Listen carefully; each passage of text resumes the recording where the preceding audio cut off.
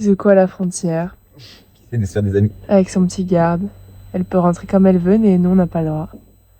Elle essaie de se faire des copains, mais c'est difficile. Et là, c'est Zuko qui entre en Turquie. Non, qui sort de Syrie là. Ah, Zuko est plus en Syrie. Bref, on va s'habiller, prendre un petit déj, boire un café, retenter tout ça. Et la vidéo de nous bloquer continue. Bonjour les bibous. On espère que vous allez bien. Pendant une petite semaine, on poste une vidéo par jour à 17h pour vous raconter notre retour précipité en Turquie. On peut passer ? Après un hiver passé au chaud sur la péninsule, 1 mois et demi à observer la situation en Iran et les répercussions que cela avait sur la région, on décide de passer en Jordanie afin d'accélérer le pas et de se mettre en sécurité. Mauvaise nouvelle, les frontières de l'Irak, qui étaient jusqu'alors notre seule porte de sortie vers la Turquie, viennent de fermer. Bibou est chafouin ce matin. Je suis pas content. Hein, Zuko ? Bibou elle a dormi toute la nuit dehors, la pauvre aussi. Hein. C'est pas une raison pour aller se frotter sur mon siège. Si.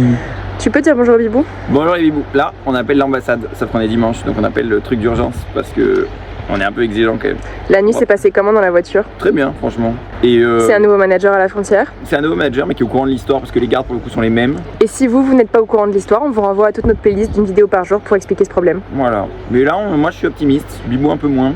On verra ce que ça donne. Après, vraiment, ils disent appelez-les et ça passera.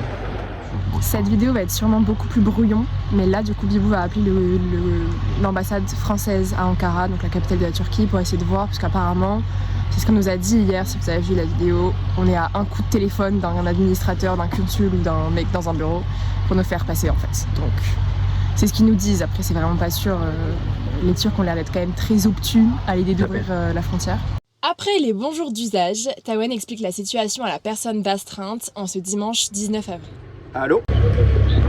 Oui, vous m'entendez? Oui, je vous entends, monsieur. Bonjour, je vous écoute. Oui, bonjour, je vous contacte car on a un petit problème. On est coincé à la frontière turco-syrienne. En fait, ils disent que la frontière est normalement fermée. Ils nous ont dit de contacter vous, du coup, notre ambassade à Ankara, donc côté turc, pour pouvoir en fait faire une exception et nous laisser passer. On est 2 personnes, du coup. On est côté syrien, mais du coup, eux sont en contact avec les autorités turques. Et en fait, les Syriens peuvent nous laisser passer, mais ils disent que ça sert à rien de nous mettre au milieu parce que les Turcs ne nous laisseront pas passer sans votre accord au préalable. Alors, monsieur, c'est pas quelque chose qu'on va faire aujourd'hui. Honnêtement, je suis un petit peu mal à comprendre ce que vous faites dans cette région, monsieur. C'est vrai que le ministère français des Affaires étrangères, Oui, on est exclusivement en transit. On remonte en fait depuis Oman en véhicule. C'est pour ça qu'on est par voie terrestre et qu'on n'a pas pris l'avion. Et c'est pour ça qu'on aimerait sortir justement de cette zone au plus vite. On y est depuis hier soir. On a passé la nuit à la frontière et on aimerait beaucoup pouvoir débloquer la situation aujourd'hui. C'est pour ça que je me suis permis de vous appeler sur ce numéro. Est-ce que vous nous avez contacté avant? Oui, tout à fait. Je vous avais envoyé un mail et vous m'avez répondu. Enfin, je sais pas si c'est vous exactement comme quoi. Il y a des autres Français qui étaient dans la même situation, qui ont réussi à passer, donc il n'y avait pas de quoi s'inquiéter. Non, je pense pas parce que... Bah je peux vous montrer l'échange, il n'y a pas de souci. Mais... Bon, plot twist, il y a un truc qu'on vous a pas dit, c'est qu'on a bien envoyé un mail au service français en Turquie 2 jours plus tôt. Et ils ont en effet écrit noir sur blanc, tout le monde a pu passer en Turquie, donc gogo les petits potes, pas besoin de nous déranger, allez-y sans crainte. Ce que nous avons fait. La dame qu'on a en ligne émet de sérieux doutes et nous dit Enfin, là c'est compliqué. Je vais prendre le temps de salon. on rappelle que notre demande initiale était celle des Turcs, à savoir un appel de votre ambassade nous suffit pour vous ouvrir la barrière. Ils ont juste besoin d'un appel de votre part, je veux dire aucune note verbale ou engagement, c'est juste en fait pour créer le dialogue avec eux. D'ailleurs, la dame nous rappelle bien que la Turquie est souveraine sur son territoire et que la France n'a dans ce contexte aucun pouvoir. Et donc un appel aussi informel passé par une dame d'astreinte un dimanche à un douanier random ne sera pas possible. D'accord. Donc ça, je vais me renseigner auprès des collègues du consulat et en français le consulat est fermé, donc je sais pas à quel moment on aura une réponse. Et je suis pas sûre qu'on puisse vous apporter une réponse aujourd'hui. Vous êtes joignable à ce numéro à ce moment? Oui, j'ai ce numéro qui est connecté. Ok. Je vous rappelle. Ok. Et vous n'avez pas la possibilité, vous, de contacter directement? Non, en fait. Encore une fois, si le consulat était ouvert, que j'avais toutes les informations pour vous, selon lesquelles ça s'est déjà fait comme ça pour d'autres Français, alors que c'est directement contraire au conseil du ministère des Affaires étrangères. Et là, un dimanche, je pense que vous étiez au courant de la situation avant. Je suis un peu étonnée que ce soit un dimanche matin, que ça devienne une urgence en fait. La discussion continue un peu, mais je m'arrête de filmer tant l'angoisse monte en moi. À l'issue de l'appel, je fonds en larmes et je sens que notre dernier espoir de passer s'envole. Bon, du coup, vous avez vu que c'est un peu La galère, pour résumer très schématiquement, on a appelé le contact d'urgence de l'ambassade de France à Ankara, ou du consulat, on ne sait pas vraiment, qui nous a dit que c'était un peu notre problème, et en soi elle a un peu raison, mais qu'elle comprenait la situation, elle comprenait qu'on était bloqué, qu'on était à 50 mètres de la Turquie. Donc elle a choisi d'appeler le consul un dimanche matin, elle nous a bien fait remarquer que c'était dimanche matin et qu'on a dérangé le consul, nanana, qui a dit que la nation turque étant souveraine, c'était pas de son ressort de faire passer des gens de cette façon. Et ensuite elle nous a re-rappelé, on lui a bien expliqué que vraiment c'était un appel près, 50 mètres près, et que après on faisait plus chier, tu vois, et ça marche pas. Et donc là on est en contact avec d'autres gens qui sont du coup à la grosse frontière, là où tout le monde est bloqué. Au total on est 44 personnes plus 3 enfants de nationalité européenne à attendre l'aval de leurs ambassades. Donc en vrai il commence à y avoir du monde et ça pourrait peut-être débloquer la situation. Nous, pour le coup, notre frontière, elle est très petite. Donc, en gros, notre cause est connue, on va dire. Voilà. Donc, pour l'instant, on attend. On est vraiment dans le flou. On ne sait pas du tout ce qui va se passer, sachant que la France ne souhaite pas appeler le poste frontière turc. Voilà, c'était juste pour vous tenir au courant. On va manger maintenant parce qu'on meurt de faim.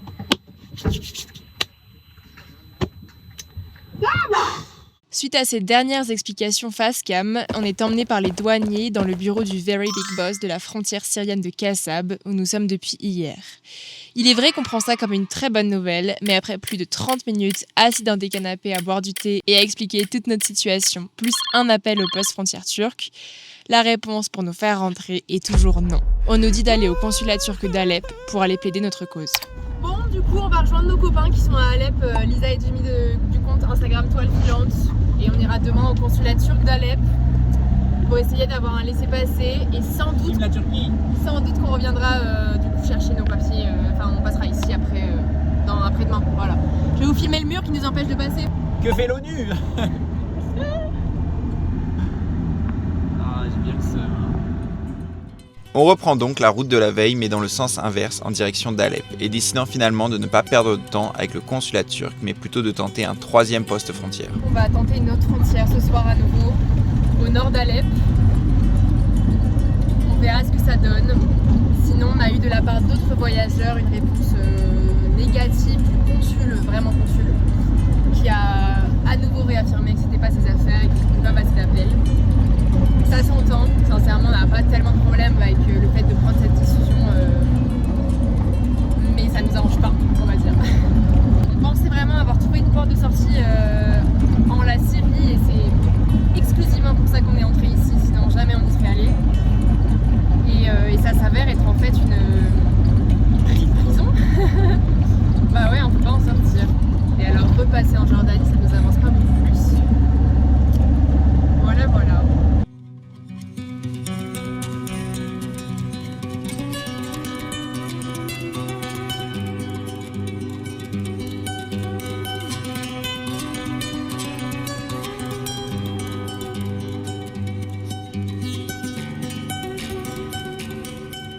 On a rejoint Alep et on tente la frontière. Là, il n'y a pas un monde où on passe pas. Genre, vraiment, on a vraiment envie de passer. Ça devient très angoissant d'être bloqué comme ça, autant financièrement que juste pour nos impératifs, autant personnels que professionnels.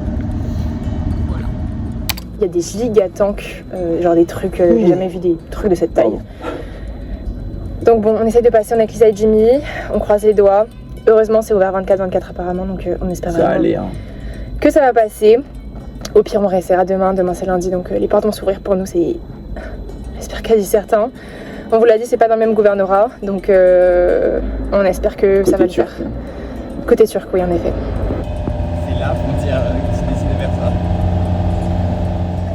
Après de longues heures de négociations, on nous laisse passer côté turc, sachant que si jamais on échoue à négocier notre cause, il faudra nous facturer 100 $ par voiture pour revenir en Syrie. On a négocié de base, c'était 600 $. On y va. Je suis terrorisée, vraiment les Turcs. Soyez gentils avec nous s'il vous plaît. On a besoin de sortir. C'est thrilling.